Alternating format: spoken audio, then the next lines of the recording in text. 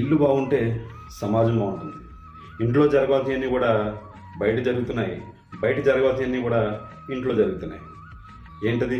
బయట జరగాల్సినటువంటి పంచాయతీలు ఇంట్లో జరుగుతున్నాయి, ఇంట్లో ఉండవలసిన రహస్యాలు గుట్టులు బయటకు వెళ్తున్నాయి. చూస్తూనే ఉన్నాం. ఇంట్లో తల్లిదండ్రుల ఫోటోలు తీసుకొచ్చి సోషల్ మీడియాలో పెడుతున్నారు. ఇల్లు కాస్త ఏమవుద్ది? అశాంతి నిలయం అవుద్ది. ఇల్లు గెలిచి రచ్చ గెలవమన్నారు. అలాంటిది బయట అందరూ బాగానే ఉంటున్నారు, బయట చాలా బాగుంటుంది పరిస్థితి. కానీ ఇంట్లోకి వచ్చిన తర్వాత పంచాయతీలు నడుస్తున్నాయి, ఇంట్లో రకరకాల గొడవలు. ఎందుకు ఇలా మారిపోయిన సమాజం అంటే టోటల్గా ఇల్లు అనేది దేనికోసం?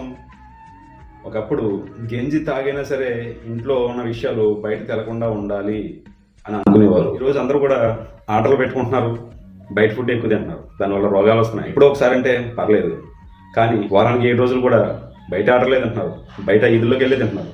ఇంట్లో తినేదేముంది? ఇంట్లో వండుకునేదేముంది? ఇదే లేదు. ఇంట్లో పరిస్థితులు తీసుకెళ్లి ఈదులో పెట్టేస్తున్నారు. ఇంటిని కాపాడుకోవాల్సినటువంటి పరిస్థితి ఇంట్లో ఉన్న ప్రతి ఒక్కరిది. ఇంటి యొక్క రహస్యాలని గుట్టుల్ని బయటకు వెళ్ళనివ్వకూడదు. బయట వాళ్ళకి ఎలా అనిపిస్తుందో తెలుసా? ఇంట్లో సీరియస్గా మాట్లాడుకునే విషయాలు బయట వాళ్ళకి కామెడీగా కనబడతాయి.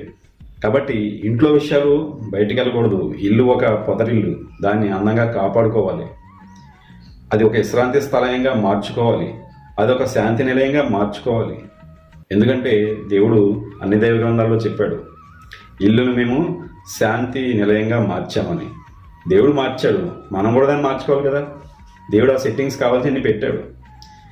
కాబట్టి భార్యతో ఎట్లా మాట్లాడాలి, పిల్లలతో ఎలా ఉండాలి, తల్లిదండ్రుల పట్ల పిల్లలు ఎలా ఉండాలి, పిల్లల పట్ల తల్లిదండ్రులు ఎలా ఉండాలి అన్నది దేవుడు భగవద్గీత, బైబిల్, ఖురాన్ 3 గ్రంథాల్లో వాల్యూస్, మోరల్ వాల్యూస్ చెప్పుకుంటూ వచ్చాడు. మీరు పెద్దల్ని గౌరవించండి, మాతృదేవోభవ, పితృదేవోభవ, ఆచార్య దేవోభవ అని.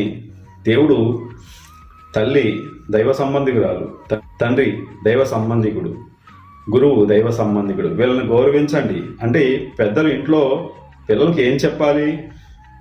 ఇంట్లో ఇలాంటివి చెప్పాలి. ఇలాంటి విషయాలు స్వయంగా ఇంట్లో వాళ్ళు పిల్లలకు చెప్పట్లేదు, మేము వచ్చి చెప్తుంటే మా మీద నిందలేస్తున్నారు. సో ఆలోచించండి. మీరైనా దైవ గ్రంథాలను పిల్లలతో చదవండి, మంచి మోరల్ వాల్యూస్ ఇంట్లో పుట్టుకొస్తాయి. అప్పుడు ఇల్లు శాంతి నిలయంగా మారుతుంది. కాబట్టి ఇంట్లో మాట్లాడుకున్న విషయాలు ఇంట్లోనే మాట్లాడుకోండి, అవి సోషల్ మీడియాలో తేవద్దు. మీరు కూడా సోషల్ మీడియాలో మీ ఇల్లును పెట్టొద్దు. ఇల్లును శాంతి నిలయంగా మార్చండి, అంతేగాని రచ్చబండగా మార్చవద్దు. అలాగే ఇంట్లో విషయాలు సోషల్ మీడియాలో పెట్టవద్దు. మీ యొక్క గౌరవాన్ని మీరే తీసుకోవద్దు. ఇంట్లో ప్రతి ఒక్కరు కూడా విలువలతో కూడిన జీవితాన్ని గడిపితే అది ఇంటికి నయం. ఇల్లు బాగుపడితే ఇల్లు వల్ల సమాజం కూడా బాగుపడుతుంది.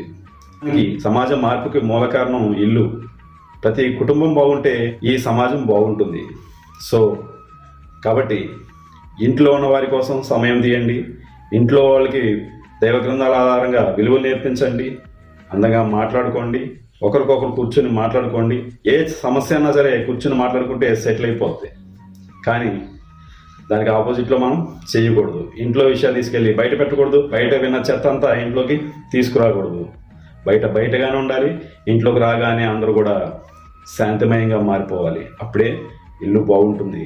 Thank you very much.